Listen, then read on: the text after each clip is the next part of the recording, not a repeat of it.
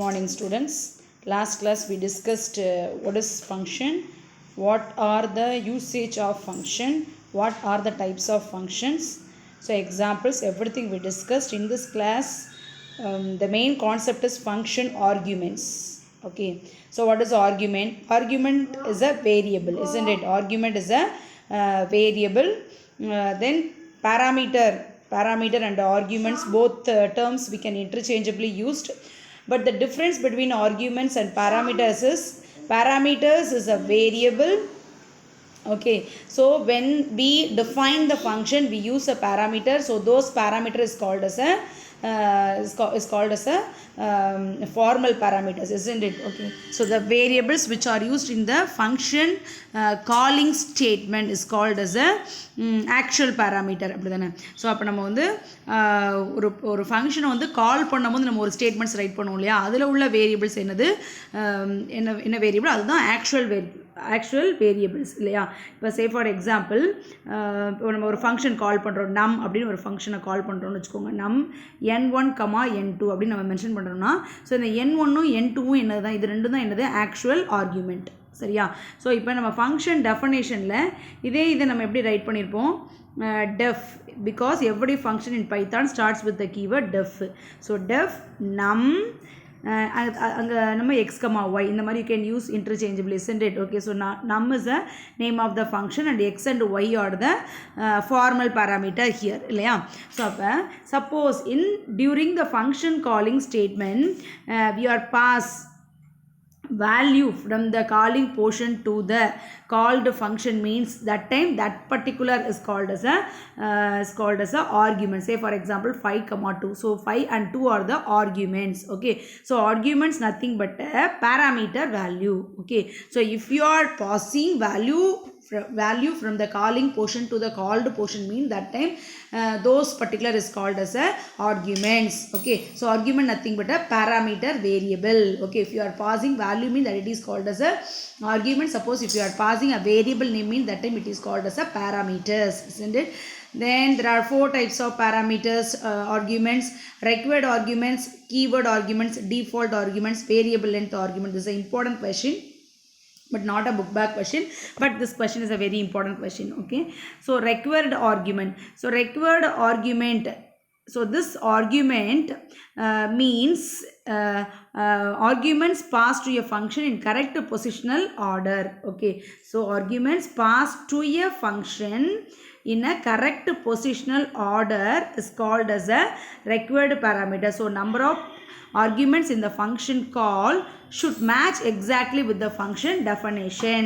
Okay, so this is a proper definition. Okay, so அப்போ நம்ம parameters வந்து correct பொசிஷனில் நம்ம வந்து என்ன செய்யணும்னா சென்ட் பண்ணணும். ஃபார் எக்ஸாம்பிள் இப்போ நம்ம 4 பேராமீட்டர் சென்ட் பண்ணுறோம் அப்படின்னா, ஸோ 4 பேராமீட்டர் வந்து it may be different data type, isn't it? நம்ம நிறைய டேட்டா டைப்ஸ் படிச்சிருக்கோம். Integer means whole numbers, float means pointed numbers, and string means collections of character, and double means it can store lengthy values அப்படின்னு நம்ம நிறைய படிச்சிருக்கோம் இல்லையா. So இப்போ இந்த required argumentsல வந்து suppose if you are passing 4 arguments from calling portion to called portion, means so that time the arguments must follow the correct positional order. Okay, so இனி x நம்ம வந்து definitionல x first variable யூஸ் பண்ணியிருந்தோம்னா, then நம்ம ஃபங்க்ஷனோட ரைட்டிங்லையும் X தான் first இருக்கணும், சரியா, ஒய் செகண்ட் இருக்கணும். So you have to follow the proper positional order. Okay, so that is called as a required arguments. Okay, you can't break the arguments order. சரியா, நம்ம வந்து 4 ஆர்குமெண்ட்ஸ் கொடுத்துட்டு மாற்றி அதை நம்ம என்ன செய்ய முடியாது, மென்ஷன் பண்ண முடியாது. ஒரு அழகான ஒரு எக்ஸாம்பிள் ஒன்று கொடுத்துருப்பாங்க. ஸோ இப்போ இதில் ஃபஸ்ட்டில் வந்து def print string, def print string, that's a function beginning, isn't it? Function beginning. So upper name of the function is print string. str is a parameter here. In this place str is a formal parameter இல்லையா. தென் இது வந்து required argument program, அதனால் அந்த பிரிண்ட்டில் கொடுத்துருக்காங்க. பிரிண்ட்டுங்கிறது function whatever you are given that directly printed on the screen. So அதனால் ஸ்க்ரீனில் வந்துடும். இப்போ பிரிண்ட்டில் எஸ்டிஆரை பிரிண்ட் பண்ணியிருக்காங்க. எஸ்டிஆர் அப்படிங்கிறது வந்து நம்மளுக்கு தெரியாது வந்து ஒரு ஃபார்மல் பேராமீட்டர். ஸோ அப்போ ஃபங்க்ஷன் காலிங் டைமில் என்ன செஞ்சுருக்கணும், அது ஒரு வேல்யூவை பாஸ் பண்ணியிருக்கணும் இல்லையா? Because the number of parameters in calling time must equal with the number of parameters in the definition time, அப்படி தானே? ஸோ அப்போ இதுதான் வந்து காலிங் டைம், இது வந்து ஃபங்க்ஷன் காலிங் டைம், இது ஃபங்க்ஷன் டெஃபனேஷன். அப்போ ஃபங்க்ஷன் காலிங் டைமில் உள்ள நம்பர் ஆஃப் பேராமீட்டர்ஸும் ஃபங்க்ஷன் டெஃபனேஷனோட நம்பர் ஆஃப் பேராமீட்டர்ஸும் கண்டிப்பாக எப்படி இருக்கணும், ஈக்குவலாக இருக்கணும். ஆனால் இது அன்ஈக்குவல்ட்டாக இருக்குது இல்லையா? இதில் வந்து நோ ஆர்குமெண்ட்ஸ், இந்த ஃபங்க்ஷன் காலிங்கில் நோ ஆர்குமெண்ட். ஆனால் இந்த ஃபங்க்ஷன் டெஃபனேஷனில் உள்ள ஒரு ஆர்குமெண்ட்ஸ் இருக்குது. அப்போ miss match. So miss match அப்படின்னா யுவர் ப்ரோக்ராம் ரிட்டர்ன்ஸ் எரர். இங்கே எரர் ரிட்டர்ன் பண்ணியிருக்கா? ஸோ ப்ரோக்ராமில் வந்து எரர் வந்திருக்கு இல்லையா? ஓகேவா? ஸோ அப்போ the number of parameters in function calling statement must equal with the number of parameters in the function definition, and the user must follow the proper positional order. Okay, so that is called as a required arguments. Okay, and the next argument, keyword argument. So in this keyword argument, after the parameters are recognized by their parameter name, so this parameters invoke the function after the parameters are recognized by their parameter name. இதுதான் அதோட proper definition. ஓகேவா? So இங்கே கொடுத்துருக்காங்க இல்லையா? So அப்போ function கால் எப்போ ஆகும் அப்படின்னா பேராமீட்டர்ஸை ரெகக்னைஸ் பண்ணதுக்கு அப்புறம் தான் ஃபங்க்ஷனே கால் ஆகும். ஓகேவா? So you will invoke the function after the parameters are recognised by their parameters name. So இங்கே ஒரு எக்ஸாம்பிள் ப்ரோக்ராம் கொடுத்துருக்காங்க பாருங்கள். இதில் வந்து டெஃப் பிரிண்ட் டேட்டா. அப்போ நேம் ஆஃப் த ஃபங்க்ஷன் வந்து பிரிண்ட் டேட்டா. நேம்ங்கிறது வந்து ஆர்குமெண்ட் இல்லையா? ஸோ அப்போ பிரிண்ட் எக்ஸாம்பிள் 1 கீவேர்ட் ஆர்குமெண்ட். இது வந்து சும்மா ஹெட்டிங்காக கொடுத்துருக்காங்க. தென் பிரிண்ட் நேமில் இந்த ஃபார்மல் பேராமீட்டரை என்ன பண்ணியிருக்காங்க, பிரிண்ட் பண்ணியிருக்காங்க. ஸோ இந்த நேம்ங்கிறது டபுள் கோட்டில் இருக்குது. டபுள் கோட்டில் என்ன கொடுத்தாலும் அப்படியே என்ன செஞ்சிடும், ஸ்க்ரீனில் வந்துடும். ஸோ அதனால் நேம் அப்படிங்கிறது ஸ்க்ரீனில் வந்துடும். நேமோட வேல்யூ வந்து இங்கே நம்மளுக்கு ரிசல்ட்டில் கிடைக்கும். ஸோ இப்போ ஃபங்க்ஷன் காலிங் ஸ்டேட்மெண்ட் மூலமாக தான் ஃபங்க்ஷனை வந்து இன்வோக் பண்ண முடியும். இந்த ஃபங்க்ஷன் காலிங்கில் என்ன பண்ணியிருக்காங்க, நேம் ஈக்குவல் டு ஜிசென் அப்படின்னு சொல்லி கொடுத்துருக்காங்களா? ஸோ அப்போ இந்த function parameter is first is recognize the function parameter, thereafter only the function will invoke by the processor இல்லையா? ஸோ இந்த இடத்துல முதல்ல பேராமீட்டர் அண்டர்ஸ்டாண்ட் பண்ணிக்கிடுச்சு, அதுக்கப்புறம் தான் அது எங்கே போகுது, ஃபங்க்ஷனுக்கே போகுது இல்லையா? ஸோ பேராமீட்டரோட வேல்யூ நேம் ஈக்குவல் டு பேராமீட்டரை மென்ஷன் பண்ணி பேராமீட்டர் வேல்யூ கொடுத்துருக்குறாங்க. அதுக்கப்புறம் தான் ஃபங்க்ஷன் என்ன ஆகுது, இன்வோக் ஆகுது. சரியா? ஸோ இந்த டைப் ஆஃப் பேராமீட்டர் தான் என்னென்னு சொல்கிறோம் அப்படின்னா வந்து கீவேர்டு பேராமீட்டர்ஸ். அப்படி keyword parameters or keyword arguments அப்படின்னு சொல்கிறோம். ஓகேவா?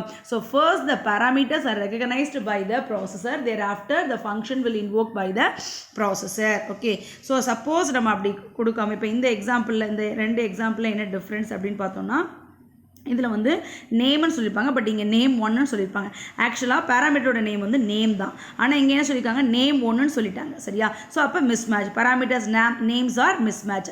அப்போ பேராமீட்டரை ஃபஸ்ட்டு ரெகனைஸ் பண்ணதுக்கப்புறம் தான் ஃபங்க்ஷனே இன்வோக் ஆகும். ஸோ அப்போ பேராமீட்டர்ஸ் மிஸ் மேட்ச் அப்படின்னா ஆட்டோமேட்டிக்காக இது வந்து இட் ரிட்டர்ன் எரர். இங்கே பார்த்தீங்கன்னா கீழே வந்து உங்களுக்கு எரர் கோடு வந்திருக்கும். இங்கே கொடுத்துருக்காங்களா, type error print data got an unexpected keyword argument name 1 அப்படின்னு சொல்லி கொடுத்துருக்காங்களா? So this is called as a keyword argument. Okay, then the next one example ஒன்று கொடுத்துருக்காங்க. ஸோ இதில் வந்து நேம் அண்ட் ஏஜ் ரெண்டு பேராமீட்டர்ஸ் கொடுத்துருக்காங்க. தென் நேமையும் ஏஜையும் பிரிண்ட் பண்ணியிருக்காங்க. இப்போ ஃபங்க்ஷன் காலிங் ஸ்டேட்மெண்ட் தான் நம்ம செக் பண்ணணும். ஃபங்க்ஷன் காலிங் ஸ்டேட்மெண்ட்டில் age equal to 25 and name equal to Jason அப்படின்னு சொல்லி கொடுத்துருக்காங்க. சரியா? ஸோ அப்போ இங்கே என்ன பண்ணியிருக்காங்கன்னா பேராமீட்டரோட ஆர்டரை வந்து மாற்றிருக்காங்க இல்லையா? ஓகேவா?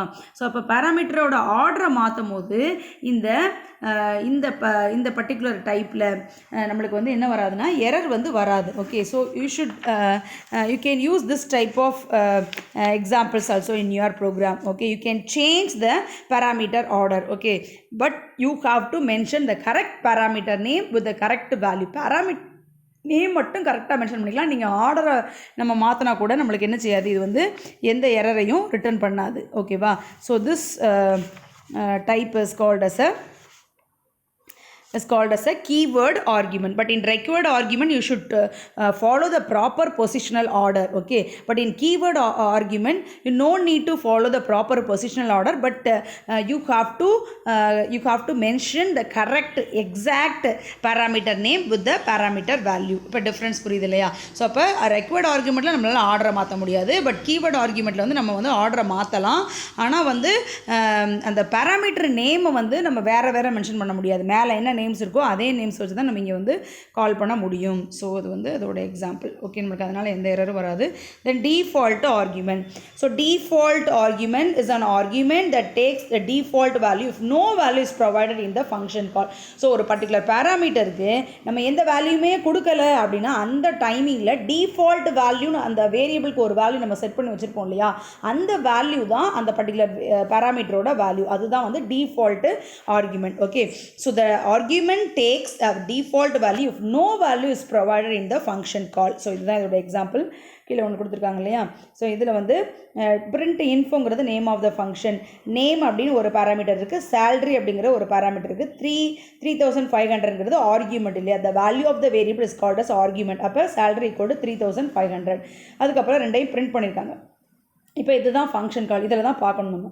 ஸோ இந்த ஃபங்க்ஷன் காலில் பார்த்தீங்கன்னா number of parameters must be equal நம்ம படிச்சிருக்கோம் இல்லையா? பட் இதில் என்ன கொடுத்துருக்காங்க? மணி மட்டும்தான் கொடுத்துருக்காங்க, என்ன இல்லை, சேலரியை பற்றின எந்த இன்ஃபர்மேஷனும் இல்லை. சரியா? ஸோ அப்படி இல்லாத பட்சத்தில் பைத்தான் என்ன செய்யும் அப்படின்னா, first it check whether the particular parameter has a default value.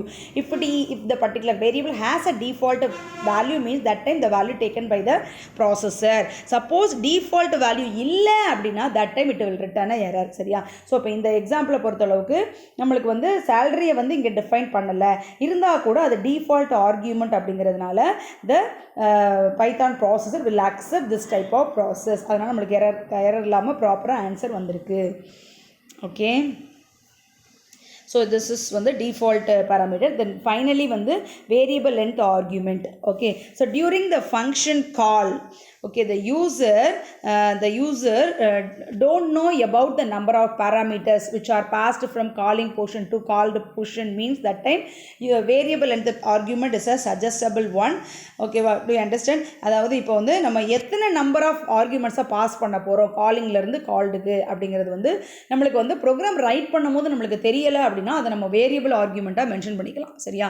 Sometimes நான் வந்து எல்லா டைமுமே 2 தான் நான் வந்து பாஸ் பண்ண போகிறேன் அப்படின்னா நம்ம அதை வந்து லிமிட் பண்ண முடியும். ஆனால் நான் ஃபஸ்ட் டைம் 2 அனுப்பலாம், செகண்ட் டைம் 4 அனுப்பலாம், தேர்ட் டைம் வந்து நான் 5 அனுப்பலாம் அப்படின்னு நான் வந்து வேரியன்ஸாக இருக்குது.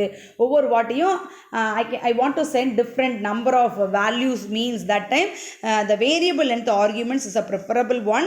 So instead of the variable name it use a star symbol, okay, to mention the variable length argument. இப்போ இந்த எக்ஸாம்பிளில் பார்த்தீங்க அப்படின்னா def sum x, y, z அப்படின்னு இருக்கா? ஸோ அப்போ இதில் 3 ஆர்குமெண்ட்ஸ் இருக்குது. சம்முங்கிறது நேம் ஆஃப் த ஃபங்க்ஷன். அதுக்கப்புறம் சம் ஆஃப் 3 நம்பர்ஸில் 3 ஆட் பண்ணியிருக்காங்க. பட் ஃபங்க்ஷன் காலில் பாருங்கள் 5, 10, 15, 20, 25 2 4 5 வேல்யூஸ் இருக்குது, 5 வேல்யூஸ் இருக்குது. பட் நம்ம வந்து அதாவது ஆக்சுவல் பேராமீட்டர்ஸ் வந்து 5 இருக்குது, ஃபார்மல் பேராமீட்டர்ஸ் வந்து 3 இருக்குது. அப்போ மேட்ச் ஆகலை. சரி, டிஃபால்ட்டாக அது டிக்ளேர் பண்ணியிருக்காங்கன்னு பார்த்தா அதுவும் இல்லை. ஸோ அப்போ இப்போ இந்த மாதிரி நம்ம என்ன செய்ய முடியாது, பண்ண முடியாது. அப்போ that time processor returns error. சரியா?